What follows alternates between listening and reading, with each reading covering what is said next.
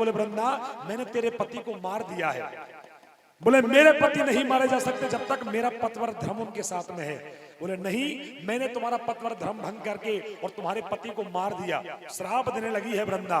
लेकिन ठाकुर जी ने कहा रुक जाओ वृंदा, मैं तुम्हें अपनी अर्धांगिनी रूप में स्वीकार करता हूं। तभी सतयुग से साहब सुनिएगा, तुलसी की महिमा प्रबल, इसका योग तलक नहीं लगता है, बिल तुलसी के ठाकुर जी को भोग तलक नहीं लगता है। ये बात मानते हैं साहब, ये बात मानते हैं। सतयुग से भगवान ने वरदान दे दिया, जाओ तुलसी तुम जाकर के एक वृंदावन यानी तुलसी बनोगी, और जब तक ये संसार मुझे बेशक 56 भोग ले आए, जब तक तुलसी दल साथ में नहीं होगा मैं वो भोग स्वीकार नहीं करूंगा। यही कारण है साहब, आइएगा। और तुलसी का चमत्कार देखिए, कभी कभी बिना यतन के, हमारे घर आंगनों में देखी होगी हमने, कभी कभी बिना यतन के घर आंगन में लहराती है, कभी लाख यतन करने पर भी वो तुलसी मुरझा जाती है। सर्दियों में मेरी माता बहनें खूब चुनरी रख के उसका ख्याल रखती हैं, लेकिन किसी किसी घर में वो तुलसी का पौधा सूख जाता है, लाख खाद पानी देने पर भी नहीं लहराता साहब। इसका कारण है, सुनिएगा, एक नारी को अपने जीवन में माँ, बहन, बेटी, बहू 4 रूपों में आना पड़ता है, और इन 4 रूपों के आधार पर बताया है कि किसी किसी घर में वो तुलसी क्यों सूख जाती है। आइएगा, कारण सुनिए। माली को चमन का ध्यान न हो, माली यहाँ कहा गया है साहब घर के मुखिया को। बाबूजी बैठे हैं, घर का मुखिया अगर सही होगा तो घर सही तरह से चलेगा, अगर घर का मुखिया विचलित हो जाएगा तो घर टूट जाता है साहब। सुनिएगा, माली को चमन का ध्यान न हो तो बुलबुल कैसे चहकेगी, और जहां नारी का सम्मान न हो, जहां नारी का सम्मान न हो वह कभी न तुलसी महकेगी। आइएगा, सुनेंगे। और पुराण तो अब की बात है, ये तो बात वेदों में लिखी है, जहां नारियों की पूजा की जाती है वहीं पर देवता निवास करते हैं। आइएगा, चलेंगे। जहां नारी का जहां नारी का सम्मान न हो वह कभी न तुलसी महकेगी, जहां नारी का सम्मान न हो वह कभी न तुलसी महकेगी। जय जय।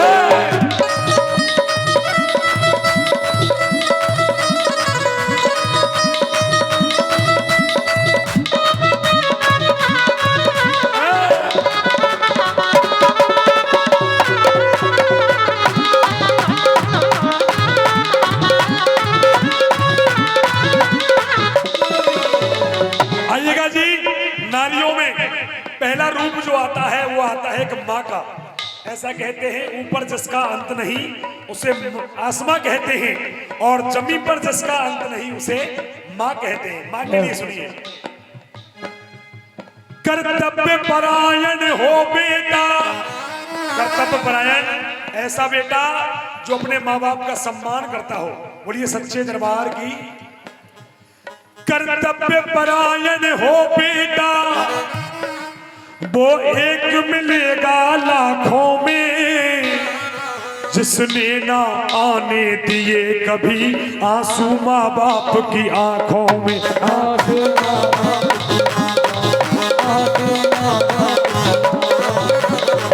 ऐसा बेटा जिसने अपने माँ बाप की आंखों में कभी ना आंसू आने दिए हो, ऐसा बेटा कोई बिरले घर में मिल सकता है जी। क्योंकि आजकल एकल परिवार ज्यादा हो गए हैं।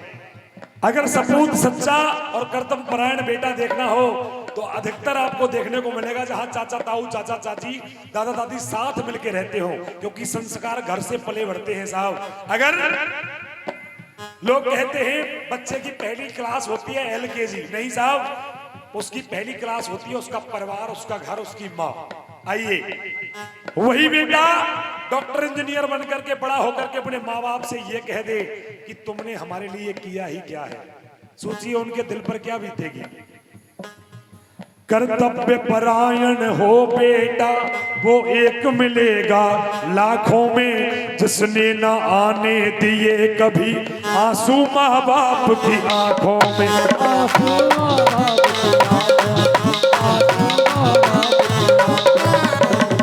आइएगा, वही बेटा बड़ा होकर के शुद्ध को माँ की पहचान न हो, वो बेटा बड़ा होकर के अपने माँ बाप को वृद्धाश्रम में छोड़ाए, वो माँ बाप की सेवा ना करे साहब। शुद्ध को माँ की पहचान न हो तो दिल में अग्नि दहकेगी, जहाँ मैया का सम्मान न हो, जहाँ मैया का सम्मान न हो वहाँ कभी न तुलसी महके, जहाँ मैया का सम्मान न हो वहाँ कभी न तुलसी महके।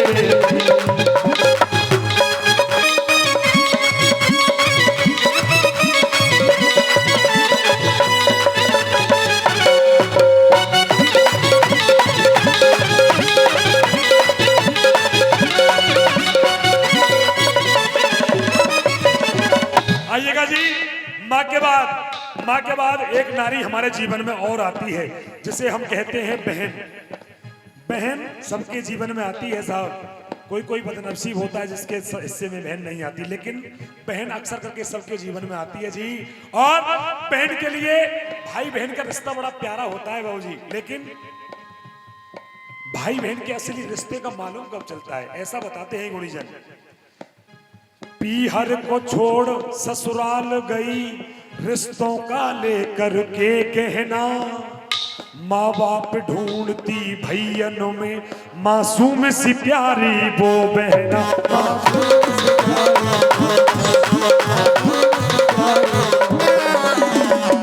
भाई बहन के असली रिश्ते का मालूम चलता है जब बहन की हो जाती है शादी और बहन के माँ बाप इस दुनिया में नहीं रहते, तो अपने भाइयों में वो अपने माँ बाप की छवि देखती है। और एक बहन अपने भाई की सदा खुशहाली चाहेगी साहब कि मेरा भाई भले भूले खूब तरक्की करे।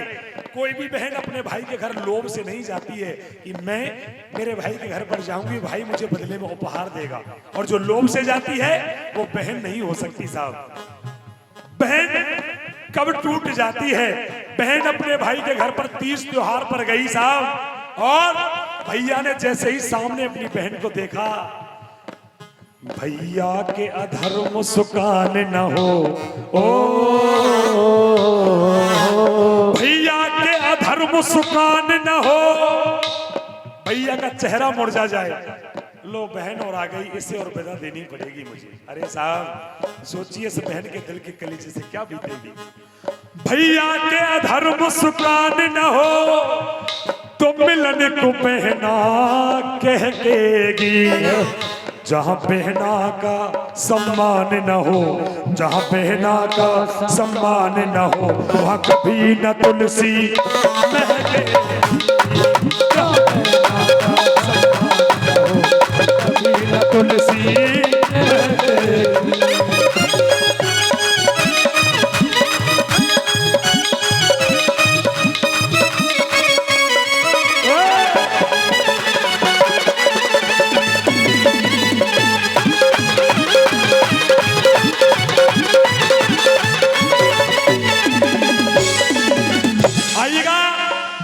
बाद में एक नारी और हमारे जीवन में आती है और जिसे हम कहते हैं पत्नी और धर्म पत्नी साहब।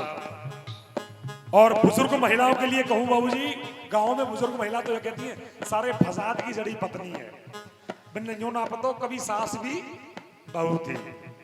हकीकत बात है, अदले का बदला है। अगर आज आपने सास ससुर की सेवा की है तो आपके बच्चे आपको पीछे से देखते आ रहे हैं, वो भी करेंगे, वरना कोई नहीं करता है। साहब संस्कार घर से पले बढ़ते हैं।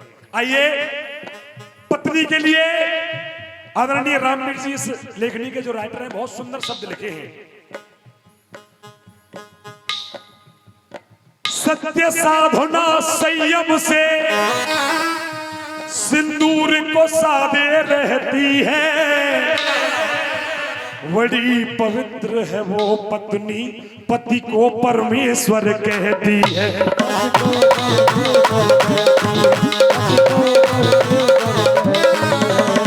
अरे साहब, हम अपने आप को मर्द कहते हैं जी, और इसमें कोई गुंजाइश नहीं, हम मर्द हैं, लेकिन धैर्य तो इनका देखिए, अगर देखना है तो नारियों का। अरे साहब, हम 4-5 दिन रोज के लिए किसी के रिश्तेदार नातेदारी में क्या चले जाएं, हमको वो घर बेशक हमको गद्दे पर सुलाए, अच्छा पानी पिलाए, अच्छा भोजन कराए, लेकिन 5 दिन बाद वो घर हमको खाने को दौड़ता है। चलो भाई अपने घर चलो, जैसा टूटी फूटी झोंपड़ी है। इनका धैर्य देखिए बाबूजी कि 18-20 साल अपने माँ बाप के घर पल बढ़ करके एकदम से अनजान जगह पर आना और उस जगह एडजस्ट होना। इनका धैर्य देखिए। बोलिए सच्चे दरबार की। अगर पति ने मना कर दिया उस रिश्तेदारी में नहीं जाना है तो नहीं जाना है साहब। ऐसा करती है एक पत्नी। सत्य साधना संयम से सिंदूर को साधे रहती है, बड़ी पवित्र है ये पत्नी, पति को परमेश्वर कहती है। पति को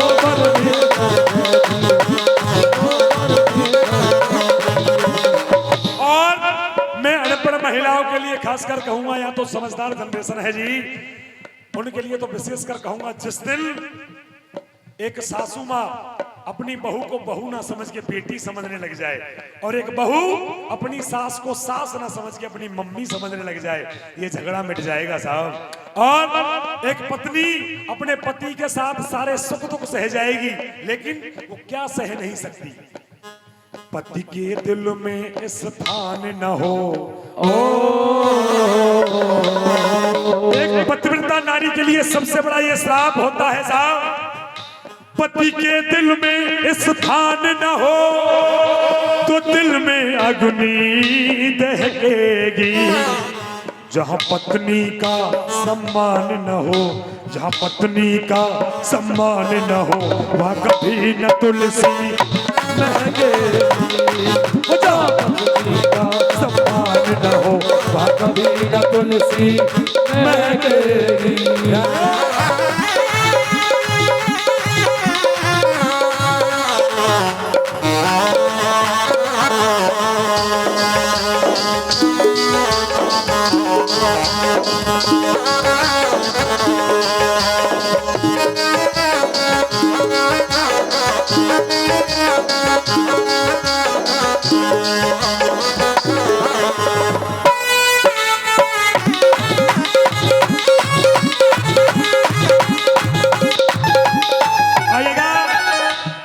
पत्नी के बाद में एक नारी और हमारे जीवन में आती है, जिसे हम कहते हैं बेटी, बिटिया, गुड़िया रानी।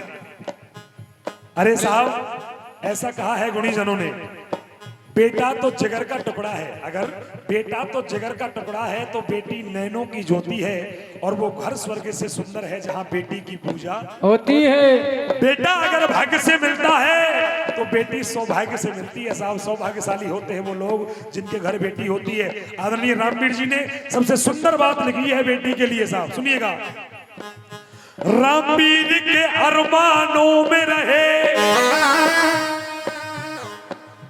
हृदय का कोना है बेटी, उसे संस्कार और शिक्षा दो, आंगन का खिलौना है बेटी।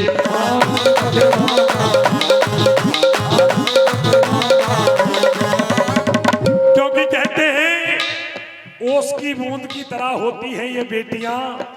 बाप अगर रोता है तो रो देती हैं ये बेटियां। बेटे तो करते हैं एक कुल को रोशन, लेकिन 2-2 कुलों को रोशन करती हैं ये बेटियां साहब। इसीलिए कहा है रामवीर के अरमानों में रहे हृदय का कोना है बेटी, उसे संस्कार और शिक्षा दो, आंगन का खिलौना है बेटी। आंगन का खिलौना सोचिए, एक बेटी अपने पिता से कब टूट जाती है, कब रूठ जाती होगी।